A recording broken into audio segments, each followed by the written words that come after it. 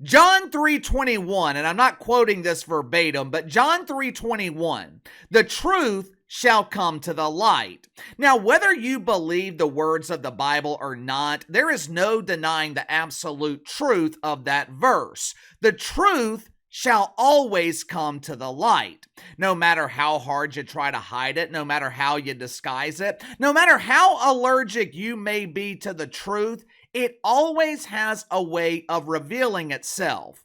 You know, it's amazing how a little bit of accountability can completely alter a situation. As you guys know, I quit following the Pelicans. This decision, it wasn't something that was made overnight. It's something I have been thinking about since last season. And it's not because they're losing. It's not because they're huge, embarrassing failures right now. Hell, the Pelicans, they have been losing for a decade. It's not because of the injuries. It's not because Zion Williamson can't stay healthy. One of the reasons that I quit following this organization, it's the incompetence. But the main reason I have given up on this franchise, it is the complete lack of accountability.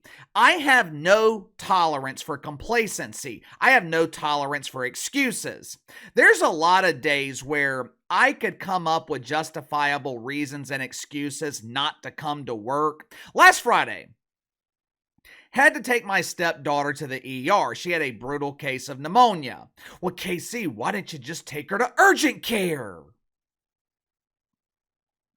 I did. Urgent care is completely useless. They refused to see her, so I took her across the street to the emergency room, where I ended up spending the next 6 hours of my day waiting for them to take x-rays and write her a prescription.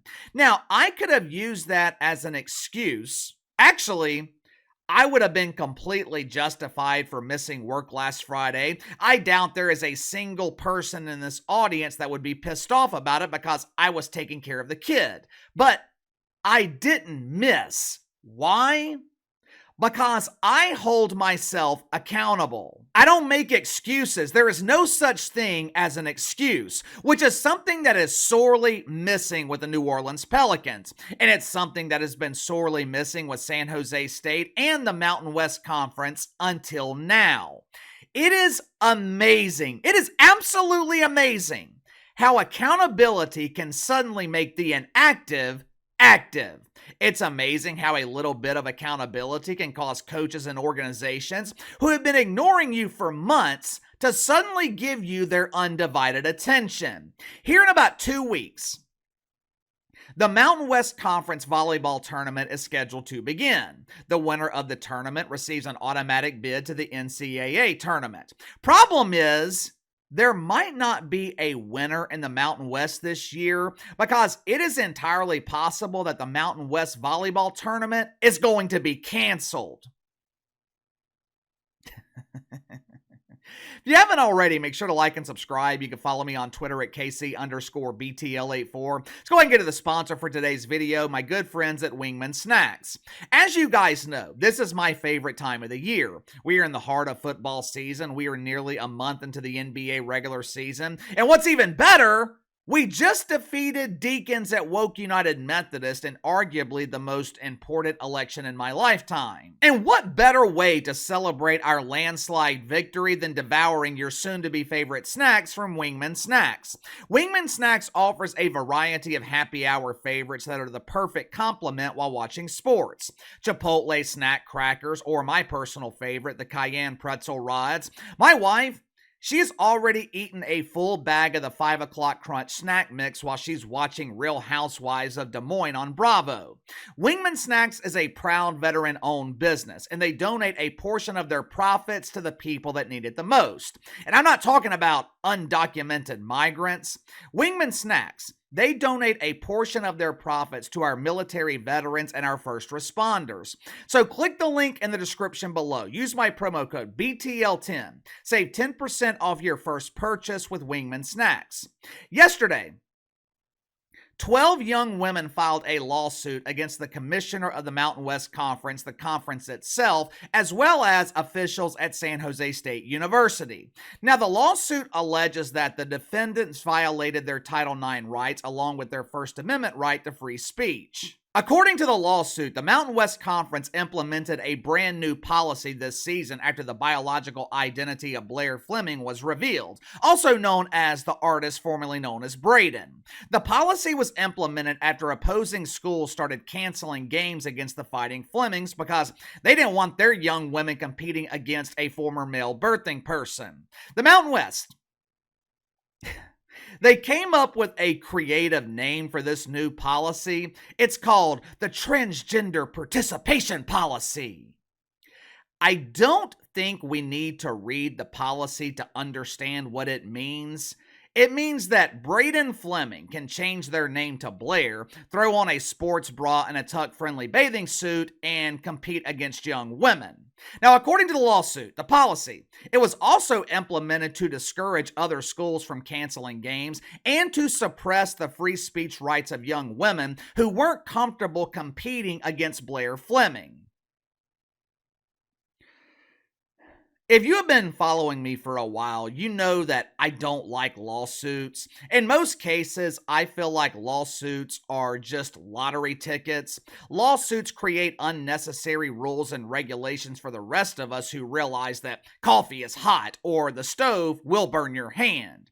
Me and my dad, we joke around with my mom all the time because she is constantly being bitten by dogs. A couple of years ago, my aunt's dog bit her hand. My dad made fun of her because Mom literally stuck her hand in the dog's mouth. Obviously, my mom didn't sue my aunt over a dog bite. My parents aren't the type of people who refuse to take personal responsibility and sue others for incompetence. But that's how a lot of these lawsuits are. I stuck my hand in a dog's mouth and he bit me, that bastard! I want $10 million in damages and $5 million in personal trauma. I can't stand a lawsuit, but this is one of those rare instances where not only do I understand the reason for the lawsuit, I completely support it. These young women in the Mountain West Conference, and more specifically, the young women at San Jose State, they have been pleading to be heard. They have been begging the coaching staff, they have been begging the university to do something about Blaire Fleming. Their pleas were ignored. Remember a couple of weeks ago when I told you guys about Blaire Fleming allegedly throwing games while also setting up her teammate Brooke Slusser in a potentially dangerous situation? You guys remember that?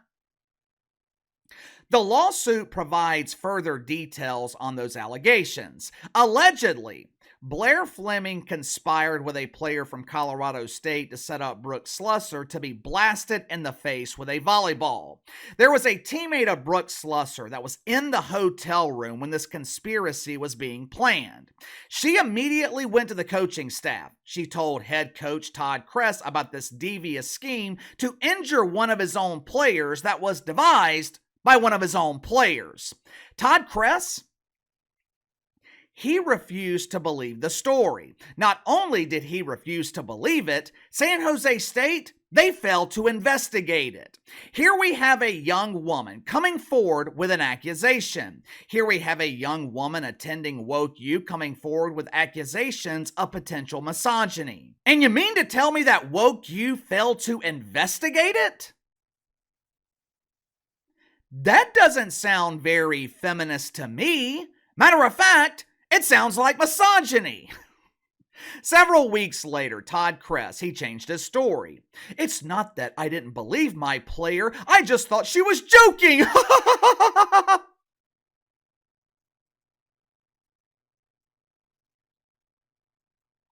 So, not only are you discrediting her once, you're doing it twice.